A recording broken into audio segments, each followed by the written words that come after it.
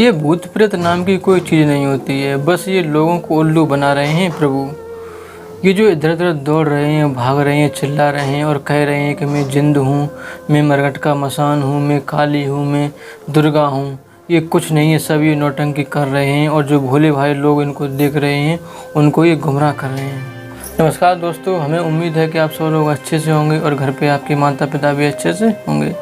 मैं प्रभु से दुआ करूंगा कि आप जीवन में जो भी पाना चाहते हैं, जीवन में आपके जो भी लक्ष्य हों, प्रभु आपके उन लक्ष्यों को जल्द से जल्द पूरा करें और प्रभु आपके माता पिता को लंबी उम्र दें।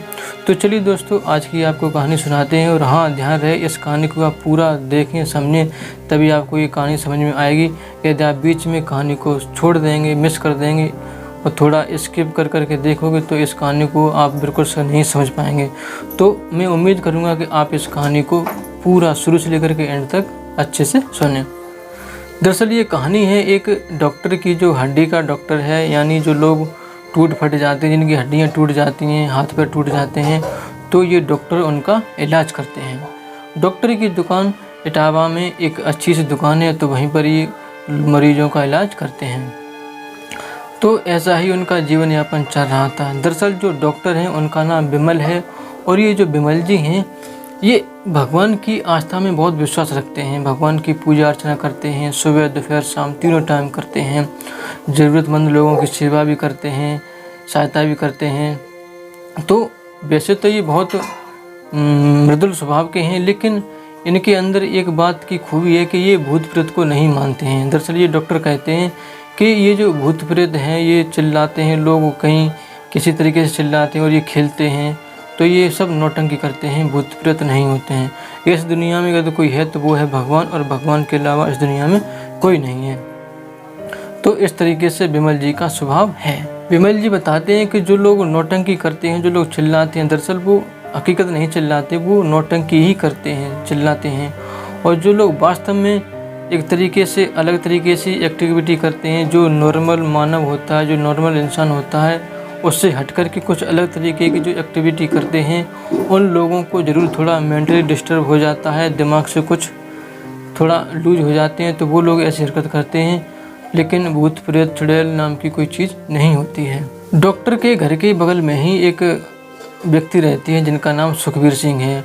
वह प्रभु के सत्य के साथ में आते जाते हैं और वहाँ पर सेवादार की ड्यूटी भी करते हैं। सुखबीर सिंह जो हैं उनके जीवन में बहुत बदलाव आया। उनका जीवन पहले बहुत ही निर्मम तरीके से व्यतीत हो रहा था, उनका परिवार भी बहुत ही दयनीय दशा में था। जब से उनका प्रभु के सत्य के साथ में आना जाना हो गया, तब से सुखबीर सिंह का बिल्कुल जीवन बदल गया है और बहुत अच्छी तरीके से व्यतीत करते हैं।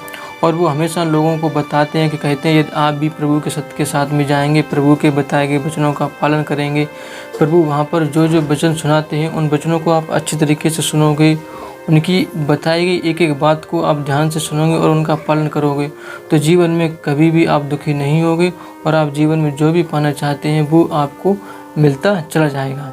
तो ऐसी बात हमेशा सुखबीर सिंह लोगों को बताते हैं। तो यही बात जब सुखबीर सिंह ने उन डॉक्टरों को बताया तो डॉक्टर ने पहले विश्वास नहीं किया। तो डॉक्टर ने कहा कि एक बार जब मैं प्रभु के सत्य के साथ में घूम आऊँगा, वहाँ देख आऊँगा क्या हाल है, तब मैं बताऊँगा आपको, लेकिन मैं अभी विश्वास नहीं कर सकता।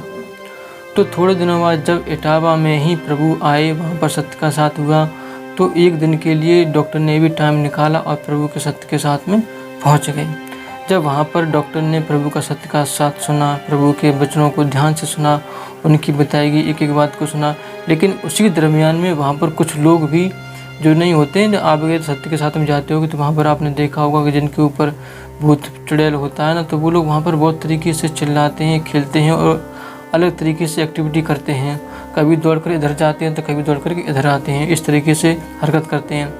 तो ये सारी हरकतें डॉक्टर साहब देख रहे थे। तो डॉक्टर साहब ने जब ये सब देखा दृश्य, तो घर आकर फिर सुखबीर सिंह को बताया कि कहा कि वहाँ पर तो सब लोग नौटंकी कर रहे थे, वहाँ पर कुछ भूत प्रेत नहीं है, वहाँ पर जो प्रभु वचन दे रहे थे वो भी सब फेक है, सब झूठ है, कुछ नहीं होता है, सब नौटंकी कर रहे हैं, सब अपने आप को बस लूट रहे हैं और कुछ नहीं है वहाँ पर, मेरे ख्याल से कुछ नहीं है।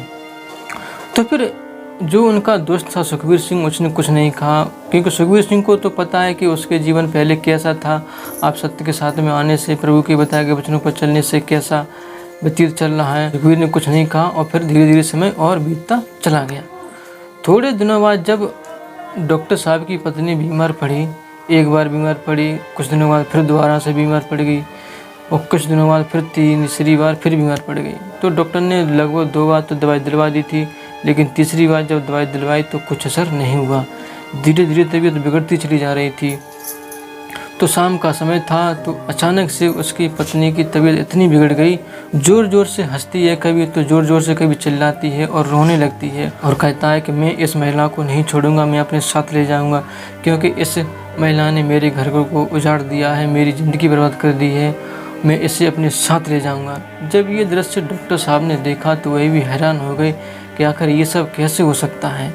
मैं तो बस सब झूठता समझता था कि भूत प्रेत कुछ नहीं होता है, लेकिन यहाँ तो आज हमारी पत्नी इस तरीके से हरकत कर रही है, ज़रूर कुछ बात है। तो फिर उसने तुरंत अपने दोस्त सुखवीर सिंह को बुलाया और कहा कि देख मेरी पत्नी की क्या हालत है। तो सुखवीर ने कहा कि तू तो झूठ मानता था कि वहाँ सब चिल्लाते हैं, कुछ नहीं है, सब ढोंग पाखंड है, आज ये तुझे समझ में आ गया। तो फिर डॉक्टर ने कहा कि मेरी पत्नी को कैसे भी करके ठीक करवा, मैं ज़रूर सत्य के साथ में जाऊँगा और प्रभु को मानूंगा। तो सुखवीर ने कहा कि कोई बात नहीं, तुम्हारी पत्नी बिल्कुल ठीक हो जाएंगी, अभी प्रभु का सत्य के साथ आगरा में चल रहा है, एक बार आप वहाँ पर जाएं और प्रभु की वाणी को सुनवाएं। तो फिर विमल ने ऐसा ही किया, अपनी पत्नी को लेकर के प्रभु के सत्य के साथ में चला गया। तो वहाँ पर लगभग 3 दिन लगातार गया और तो उसकी पत्नी बिल्कुल ठीक हो जाती है। फिर तब से विमल भी प्रभु को मानने लगे और उनके बताए गए वचनों पर चलने लगे। तो दोस्तों ये थी विमल की कहानी, जो प्रभु को पहले वह नहीं मानते थे और जो भूत प्रेत होता है सब उनकी नौटंकी बताते थे। तो पहले क्या थे और अब कैसे प्रभु को मानने लगे, ये उनकी कहानी थी। उम्मीद है हमें कि ये आपको कहानी ज़रूर पसंद आई होगी। यदि आप भी ऐसी कोई कहानी जानते हैं, आपके आसपास में कोई ऐसी घटना घटी हो, तो हमें ज़रूर कमेंट बॉक्स में बताएं। उस कहानी को ज़रूर हम आपके सामने लेकर के आएंगे।